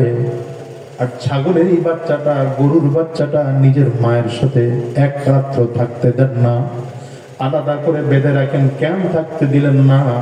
রাত্রিবেলায় বাচ্চাটা মায়ের সাথে দেখলে মায়ের দুধ পান করে ফেলবে, সকালবেলা মালিক দোয়া দোয়া মায়ের দুধ নিতে পারবে না। এই বাচ্চাটা সকালবেলাও ছাড়ে না, বাচ্চাটা না খেয়ে তাকাছে, এরপরে প্রতিবাদ করে না, মায়ের পা দুইটা বেঁধে দিয়া এবার টেনে টেনে টেনে টেনে আপনি সব দুধ বের করে নিলেন। যখন আপনার হাত দিয়ে আর টেনে দুধ বের করতে পারতেছেন না, এইবার বাচ্চাটারে ছেড়ে দিলেন, বাচ্চা পায় না, মায়ের স্থানে দুধ পায় না, মাথাটা দিয়ে বারবার করে ডাক দে, ও গোলাম রে, রব তো তোমার এত চমৎকার সুযোগ করে দিয়েছে, এরপরে ও রব রে তুমি চিনো না, আমার মালিক রে তুমি চিনো না, আমার মালিক দেখো না তোমার জন্য কত চমৎকার করেছেন, তোমার সামনে কত মানুষ এমন আছে, চোখ আছে কিন্তু চোখ দিয়ে দেখতে পায় না, কান আছে কিন্তু কান দিয়ে শুনতে পায় না। যুবক রে, তোমার মতো কত যুবক এমন আছে, হাত আছে পা আছে কিন্তু আল্লাহ প্যারালাইজ করে রাখছে, হাত পড়ে ভেঙে গিয়েছে, হাত কাটতে হয়েছে। দেখো তো আল্লাহ তাআলা তোমাকে আমাকে কত ভালো রাখছে। কেন ভালো রাখলেন? আল্লাহ বুঝাইলেন, গোলাম তোকে এই সব নিয়ামত আমি আল্লাহ কুদরতের মাধ্যমে দান করলাম, সাবধান অহংকার করবি না, অহংকার করাটা তোর সাথে শোভা পায় না। আল কিবরিয়া ও রিদাই, অহংকার করবি না, অহংকার করবি না। এজন্য নবী আমার বলেন, মান তাওয়াদা লিল্লাহ রাফাআহুল্লাহ। তুই যদি আমার মালিকের নিয়ামতের কথা স্মরণ করে করে করে করে নিজেকে বিনয়ী বানাতে পারো, হায় রে আমি তো অধম, একটা গরুর দাম আছে আমার দাম নাই, ছাগলের দাম আছে আমার তো দাম নাই। কেন বলি দাম নাই বলো? কারণ হলো তুমি আমি তো মৃত্যুর পরে রবের সামনে দাঁড়াইতে হবে, আমার মালিকের সামনে একদিন দাঁড়াইতে হবে, কি হবে না? চিল্লায় বলো। গরুটার দিকে তাকায় দেখো, গরুটার তো কোনো শাস্তি নাই, ও মরে গেল মাটি হয়ে গেল, ছাগলটা মরে গেল তো মাটি হয়ে গেল। কিয়ামতের ময়দানে রবের সামনে দাঁড়াইয়া কোনোদিন হিসাব নিকাশ দেওয়া লাগবে না, ও হালাল খায় না হারাম খায় কোনোদিন মালিকের সামনে দাঁড়িয়ে জবাব দিতে হবে না। কিন্তু তুমি তো মানুষ, রবের সামনে তোমাকে দাঁড়াতেই হবে। এই জন্য নবী বলেন, হাসিবু ক্বাবলা আন তুহাসাবু, মুতু ক্বাবলা আন তামুত। সাবধান, পেরেশান হয়ে যাবি না, নিজের এত ধরাকে সরা জ্ঞান মনে করো না, একদিন মালিকের সামনে দাঁড়াতে হবে, নিজের জীবনের প্রত্যেকটা হিসাব তোমাকে দিতে হবে। নবী বলেন, রবের সামনে দাঁড়ায়া দাঁড়ায়া হিসাব দেওয়ার আগে নিজের হিসাব নিজে নিয়ে নাও। সহিহ হাদিসের মধ্যে এসেছে, নবী বলেন, লা ইয়াজালু কদামা ইবনে আদম ইয়াউমাল কিয়ামাতি আন রাব্বিহি আযজা ওয়া জাল্লা হাত্তা ইউসআলা আন 50। কিয়ামতের ময়দানে রব প্রত্যেকটা বান্দারে ধরে ধরে 5টা প্রশ্ন করবে, 5 প্রশ্নের জবাব দেওয়ার আগ পর্যন্ত একজন মানুষ কদম নাড়াতে পারবে না, এক কদম সামনে বাড়াতে পারবে না। এর মধ্যে 1 নম্বর, আন উমরিহি ফিমা আফনা ওয়া আন শাবাবি ফিমা আবলা ওয়া আন মালিহি মিন আইনা ইকতাসাবা ওয়া ফিমা আনফাকা। 5 নম্বর, ওয়া মাদা আমিলা বিমা আলিমা। নবী বলেন 5টা প্রশ্ন করা হবে। 1 নম্বর, তোমাকে 60 বছর 70 বছর 80 বছর লম্বা হায়াত দেওয়া হয়েছিল, রব জিজ্ঞাসা করবেন, হ্যাঁ গোলাম রে এই 70 বছর হায়াতটাকে কোন কোন কাজে খরচ করেছো বলো, বলো না। রবের সামনে দাঁড়ায় সেদিন কি জবাব দিবা? এই যুবক তোমাদেরকে বলে যাই, শোনো, দিলের কান লাগা শোনো, দিলটাকে নরম করে ফেলো। যদি পারো তাইলে চোখ থেকে পানি বের করো। রব্বে কারীমের নবী বলেন, পয়গম্বরে আরবি বলেন, দ্বিতীয় নম্বর প্রশ্ন হবে যুবক বয়সের যৌবন টাইম নিয়া। তোমার 70 বছর হায়াতের মধ্যে একটা লম্বা সময় ছিল যেটারে সোনালী যুগ বলা হয়। যে সময়টা ছিল যৌবনের সময়, যখন তোমার কথাবার্তার শক্তি ছিল আলাদা, চলাফেরার শক্তি ছিল আলাদা। রবের সামনে দাঁড়ায় জবাব দিতে হবে তোমার যৌবনটাকে কোন রাস্তায় খরচ করেছো। যুবক বয়সে ইবাদত করেছো কিনা, যুবক বয়সে মালিকের সামনে দাঁড়ায় নামাজ পড়েছো কিনা, যুবক বয়সে দ্বীনের রাস্তায় চলেছো কিনা। শুধু তাই না, 3 নম্বর কোন রাস্তায় সম্পদ কামাই করেছো, 4 নম্বর কোন রাস্তায় সম্পদ খরচ করেছো, 5 নম্বর যতটুকু জানতা সে অনুযায়ী আমল করলা কিনা। একটা একটা করে যদি প্রশ্নের জবাব দিতে পারো তো সামনে কদম বাড়ানো যাবে। আর যদি প্রশ্নের জবাব দিতে না পারো সামনে কদম বাড়ানোর সুযোগ নাই। সাবধান, কিয়ামতের ময়দান বড় ভয়ঙ্কর, বড় ভয়ঙ্কর। যেই কিয়ামতের ময়দানের মাথার মুঠো মাত উপরে হবে সূর্যের তাপ। সূর্যের তাপের কারণে মাথার মগজগুলো টকবক টকবক করে ফুটতে থাকবে, ভাতের মারের মতো গলতে থাকবে। মানুষগুলো তাকিয়ে দেখবে জাহান্নামের আগুন। ডান দিক থেকে ঘুরিয়ে ঘুরিয়ে আওয়াজ করে সামনের দিকে আগায়, বাম দিকেও তাকিয়ে দেখবে জাহান্নামের আগুন, সামনের দিকেও তাকিয়ে দেখবে জাহান্নামের আগুন, পেছনের দিকেও তাকিয়ে দেখবে জাহান্নামের আগুন। এমন ভয়ঙ্কর পরিস্থিতি দেখে মা বাবা সন্তানের কথা ভুলে যাবে, সন্তান মা আর বাবার কথা ভুলে যাবে। ইয়াউমা ইয়াফিরুল মারউ মিন আখিহি ওয়া উম্মিহি ওয়া আবিহি ওয়া সাহিবাতিহি ওয়া বানিহি।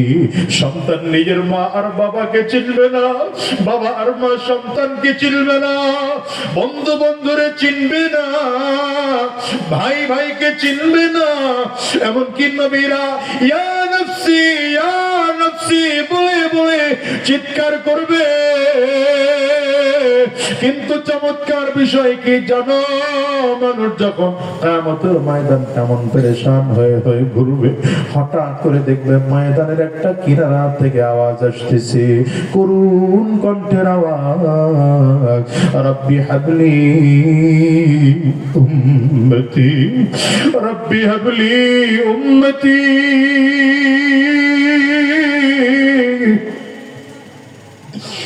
বান্দাগুলো পাগল হয়ে যাবে, কোথা থেকে চমৎকার আওয়াজ। যখন নবীরা নিজের বাঁচানোকে নিয়ে ব্যস্ত, সেই সময় কেমন চমৎকার করে আওয়াজ দেয়, আল্লাহ আমার উম্মতকে বাঁচাও, আমার উম্মতকে বাঁচাও।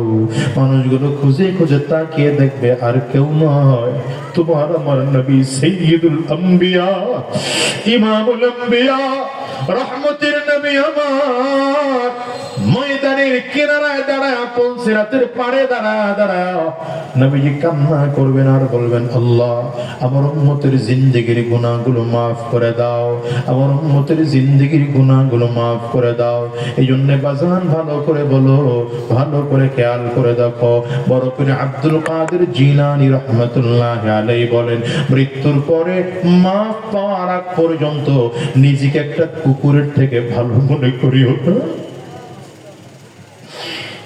নিজে মরণের পরে যদি মাফ পাও তাইলে ভালো মনে করো, আর না হলে কুকুরের থেকে নিজের ভালো মনে করিও না।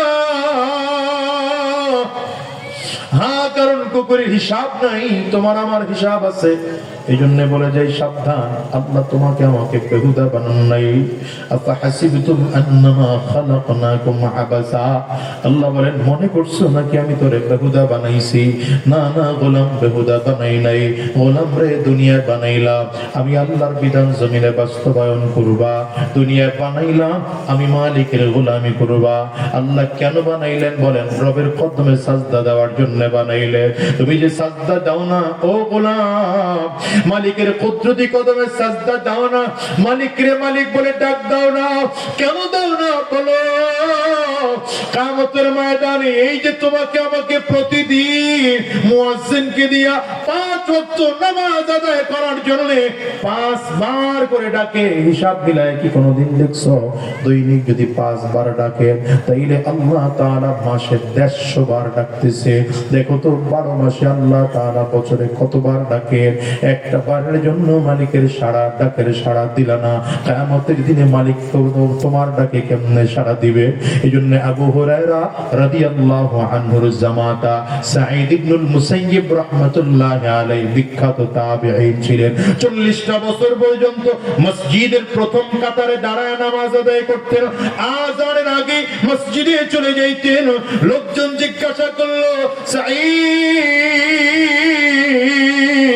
আপনি কেন মসজিদে আযানের আগে চলে আসেন? তিনি চোখের পানিগুলো ফেলে ফেলে কান্না করেন আর বলেন, শোনো, আমি তো আমার মালিকের গোলাম,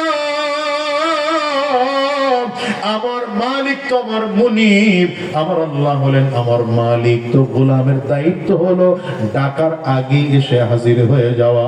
আমি যদি আযানের আগে হাজিরা না দেই, আমার মনে বড় ভয় হয় কিয়ামতের ময়দানে। আমার আল্লাহ তাআলা যদি আমার জিজ্ঞাসা করেন, সাঈদ রে তোরে কেন আমার দরবারে ডেকে ডেকে ডেকে ডেকে বারবার করে আনা লাগলো?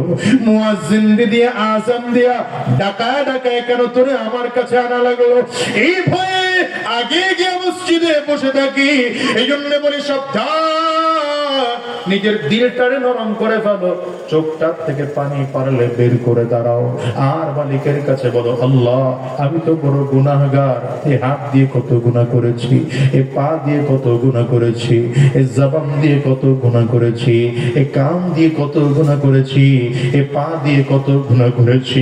আল্লাহ আমার জিন্দেগির গুনাহগুলো মাফ করে দাও। মাথাটা নিচু করে রবকে বলো না, আল্লাহ আমার জিন্দেগির গুনাহগুলো মাফ করে দাও। দেখো দিলটা নরম হয় কিনা, চোখ দিয়ে পানি বের হয় কিনা। যদি চোখে পানি না আসে, ডানে আর বামে তাকাও, তাকে দেখো না কার চোখে পানি। ওই মানুষটার দিকে তাকিয়ে তাকিয়ে নিজের নিজে ধিক্কার মারো, আর মানে কেটা জোরে চিৎকার করে আওয়াজ দিয়ে বলো, আল্লাহ, জোরে বলো আল্লাহ, জবান করে চিৎকার করে ডাক দাও, আল্লাহ, আয় আল্লাহ। আমরা সবাই মিলে আজকের এই মজলিসে বসলাম, আমরা বড় গুনাহগার, আমরা বড় খারাপ মানুষ। তুমি আমাদেরকে মাফ না করলে আমাদের ক্ষমা পাওয়ার আশা নাই। আল্লাহ সবাই মিলে ওয়াদা করলাম, আর হারাম রাস্তায় চলবো না, আর শয়তানি রাস্তায় কদম বাড়াবো না, আর গুনাহের পথে চলবো না। কারা কারা ওয়াদা করতে তৈয়ার আছো? দুইটা হাত উঁচা করে আমার আল্লাহকে দেখাও, আওয়াজ দিয়ে জবান খুলে ডাক দাও, আল্লাহ। চোখের পানি ফেলে ডাকো, আল্লাহ। অনেকের ঘরে মা নাই, বাবা নাই, আব্বা আম্মার কথা স্মরণ করে ডাকো না, জোরে ডাকো না। নিজের গুনাহের কথা স্মরণ করে মালিকরে একটু ডাক দাও না, আল্লাহ। জাহান্নামের আযাবের কথা স্মরণ করে ডাকো, কবরের আযাবের কথা স্মরণ করে ডাকো, আর মালিকরে বলো, আল্লাহ দয়ার মালিক। সবাই মিলে দুইটা তুচ্ছ করলাম, ওয়াদা করলাম হারাম রাস্তায় চলবো না, শয়তানি রাস্তায় চলবো না, গুনাহের পথে চলবো না। আল্লাহ তুমি কবুল করে নাও, কবুল করে নাও। জবান খুলে বলো আমিন, আওয়াজ দিয়ে চিৎকার করে বলো আল্লাহুম্মা আমিন। হাতগুলো নামান। আমার প্রিয় ভাইরা, বাবাজি রাত অনেক গভীর হয়ে গেছে, আর লম্বা সময় নিতে চাচ্ছি না। আমি যে কথা বোঝাতে চেয়েছিলাম, বিনয়ী হব, নম্র হব, ভদ্র হব, অহংকার হব না, ঠিক কিনা বলেন? কারণ যেমন পানি ঢেলে দিলে নিচু জমিনের দিকে যায়, ঠিক অহংকারের কাছে কোনোদিন আল্লাহর রহমত আসে না। আল্লাহর রহমত বিনয়ীর কাছে আসে। এই জন্য বিনয়ী হব, পারবো তো ইনশাআল্লাহ? এখন কেউ উঠবেন না, মোনাজাত হয়ে যাবে ইনশাআল্লাহ। মোনাজাতের আগে আগে ওই যে কই মোতায়েন সাহেব কই?